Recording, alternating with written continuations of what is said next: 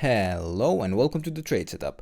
In this video we are looking at GitLab. This was a stock analysis request from one of the followers, and I just wanted to remind you that anyone can make these requests and I will most likely cover them, especially if there is an actionable trade setup to follow. Now, in the case of this chart, we are tracking from the all-time low, at best, a leading diagonal that would be forming to the upside, where this would be a wave 1 up, a wave 2 down, and now we would be in the third wave to the upside. Now, it is unfortunate that this has developed a wave 1 in 3 waves, and yeah, we did develop also the wave 2 in 3 waves, but the probabilities and the clarity of the chart tanks a lot when we form diagonal patterns, but there's nothing really we can do about that. And also here for the wave 2, we are looking to hold the area, to hold support in the area between the $51.7 down to the $33 level. Now, some levels have more support than the others. For example, between the 50% and the 61.8% retracement, we have also structural support in this area, as we have even in the lower boundaries here, especially this area for support. But so far, we can track direct continuation to the upside from this wave 2 bottom, and since we formed an ABC pattern within the wave 1, I would also be looking to form an ABC pattern within the third wave that would be developing to the upside.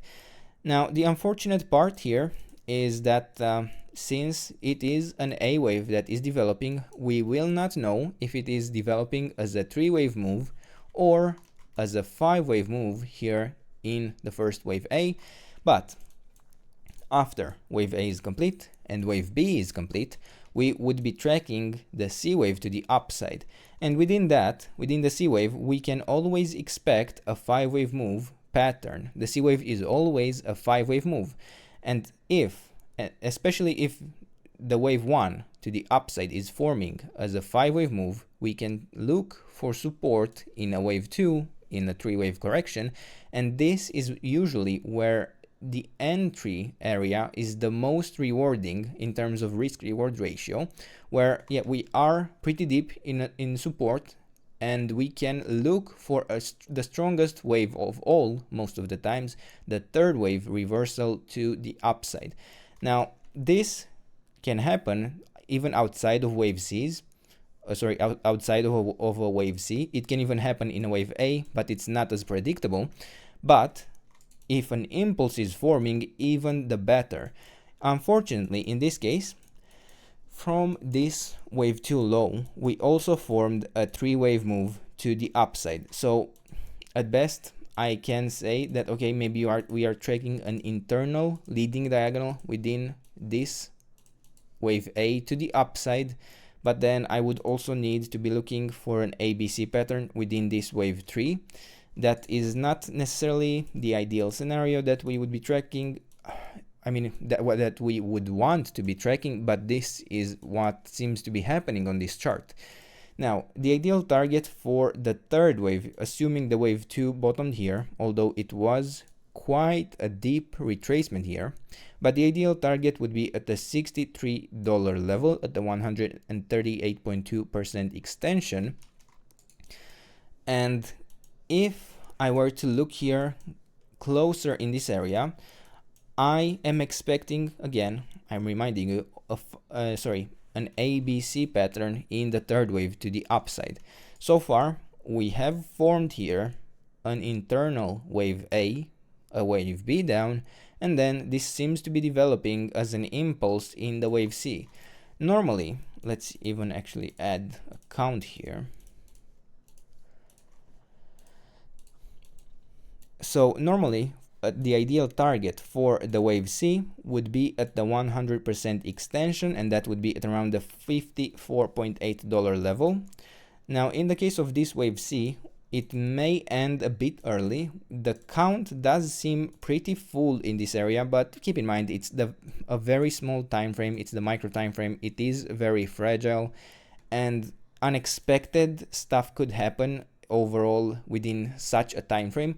But if I were to assume a count in this area, I could say, okay, this could be a small wave 1 up, a wave 2 down, a third wave up, a fourth wave down, and then a fifth wave up that is possibly still ongoing.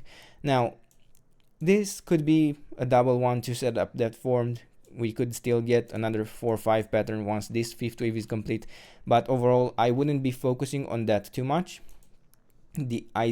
Overall I am looking, to be honest, for an additional 4-5 pattern here and then another 4-5, but we aren't focusing on that too much. It's the very small time frame. If I were looking here to complete this fifth wave, I would be looking to hold support in the area, let's see, between the $49.9 down to the $49.3 level. And it seems we already reached the 38.2% retracement, which is the ideal target for a wave 4. And yeah, we seem to be holding and consolidating at a high level. So it is pretty likely that we continue this movement to the upside. But then if we fail to hold support, let's see the low, if we fail to hold support for the actual larger wave 4 that we would then be looking for between the $48.5 down to the $46.5 level at the 50% retracement, I would probably be looking for a larger correction where, yeah, maybe we have an ABC pattern that is developing, and then we can draw another support zone for the larger wave B. I will consider doing that immediately after completing this fifth wave, to be honest, and I wouldn't rely too much on the following support zone, especially if we manage to complete this next 4-5 pattern. I would be really prepared for the idea that this C wave could be complete. And for now, these are the levels. This is the trade setup. I hope you enjoyed the video, and if you did, don't forget to subscribe and let me know what else you want me to cover, and I'll do my best to do that in the days and weeks ahead. And until then, I hope you have a nice day, and I hope to see you in the next video. Bye bye.